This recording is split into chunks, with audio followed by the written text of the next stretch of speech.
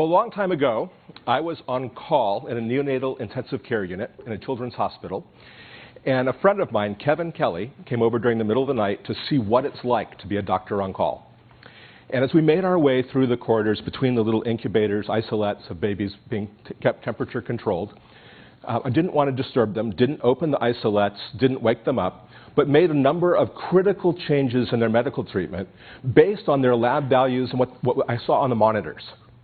Kevin turned to me and said, so basically what I'm observing is that all you do is manage data. That's what being a doctor is. Now, I was pretty taken aback because I thought, wait, there's a lot more to it than that, right? There's the human touch and there's wisdom. But the more I thought about it, the more I saw, yes, those other things are important, but that managing data is critical to health decisions. And I spent a lot of my career ever since then trying to liberate health data, trying to get data in the hands of clinicians in the first place to make decisions, getting data in the hands of patients, getting data in the hands of everyone, trying to help foment a culture of participatory medicine, because having the data is critical to health decisions. Well, today what I want to do is to, with your help, destroy one of the most cherished icons of clinical data. I want to end the one piece of clinical data that most people believe is true, and that's to end the idea that 98.6 is the human body temperature. It first happened in a paper in 1868. There was a guy named Karl Reinhold August Wunderlich, brilliant paper, where he declared 98.6 was the normal human body temperature. It was a great paper. He showed that he was the first guy to really get the idea that fever was not an illness. If you looked at the bills of mortality, like Jay Walker's from his library, I couldn't quite see it from my seat, but it looked like fever was one of the leading causes of death, right behind plague. And throughout many different places in history, fever was an illness. And he got that fever was data. And he called it a symptom or a sign or a clue to what was going on in the body. So there's several reasons for destroying this idea. 98.6 is normal. One, it's just an average. And most of us are not average. Number two, it's the wrong average. It's not 98.6. Number three, the idea of an average isn't very useful because average for a 1-month-old is different than a 2-month-old, it's different than a 3-month-old, it's different than a 40-year-old or 70-year-old, it's different for men and women, it's different if you're taking birth control, it's different if you're an athlete. So the idea of average doesn't make sense. But the real reason to destroy it is that temperature is not a point. It's not even a line. The idea we need to get out is that temperature is a waveform. It changes throughout the day normally. It rises and falls, often by a degree or two throughout the day. So for me, for instance, at 4 a.m., 99 degrees would be a fever. But at 4 p.m., it'd be perfectly normal.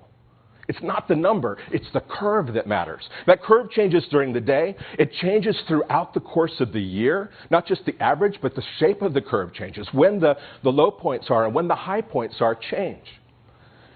And it changed in the day. If you were a parent in the morning, you could wake up and take a temperature of a child that was quote-unquote normal, but actually showed you the curve was off for that child, and that later in the day you'll know they have a fever. You can keep them home now. Or for my father, who is a senior now, for him, a 98.6 could be the sign, it could be a fever, the sign of a life-threatening infection. But this idea of a point in time being normal misses it entirely.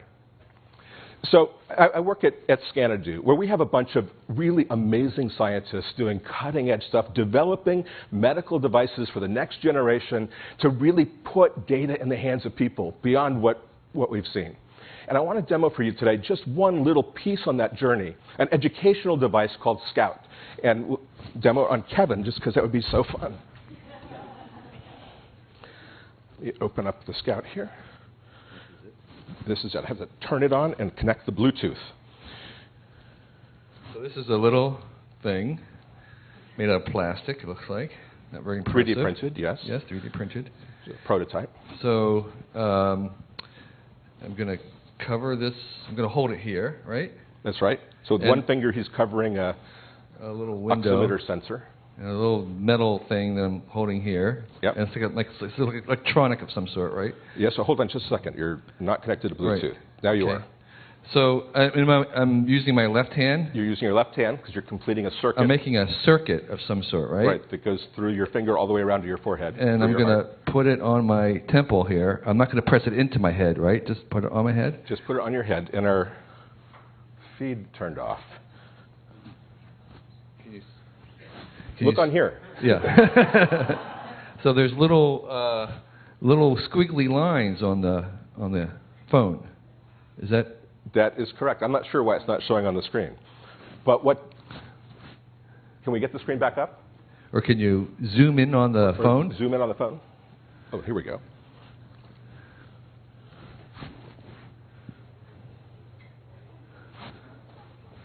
Unplug and plug.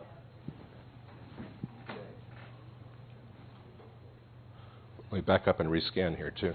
There we go. So scan again. So what are the red and the green lines? The red line is heartbeat, it's ECG, and the green line is PPG, or plasma plethysmograph, that's looking at the fluctuations in the blood vessels, and the vertical lines there are noise from the stage somehow. Am I alive? You're alive. Your heart rate shot up. Oh, yeah. It was 56 before. Yeah. But the basic idea is that technologies like this, see, when Wunderlich did his thing, his thermometer was over a foot long and took 20 minutes to get a reading. And now it's easy to get readings fast on your vitals. And now with cell phones and with the analytics like Stephen Wolfram was talking about, you can actually plot curves. This is a 24-hour curve, a 7-day average of a 24-hour curve, and shows what a temperature might look like. And one temperature that could be normal at another time could be completely abnormal at another. So we want to blow away the idea of a point in time being accurate for temperature, but the same is true for most things. For blood pressure, it's a curve that varies on different things during the day. Cholesterol level, know your numbers? It's a curve. It's not one number, and it changes throughout the day. And by getting our curves together, it's not just living by the numbers, that's foundational, but now it's living by calculus. Learning the changes in the curves, and we have the analytics to do it, where we can understand our personal health ecology. Thanks very much.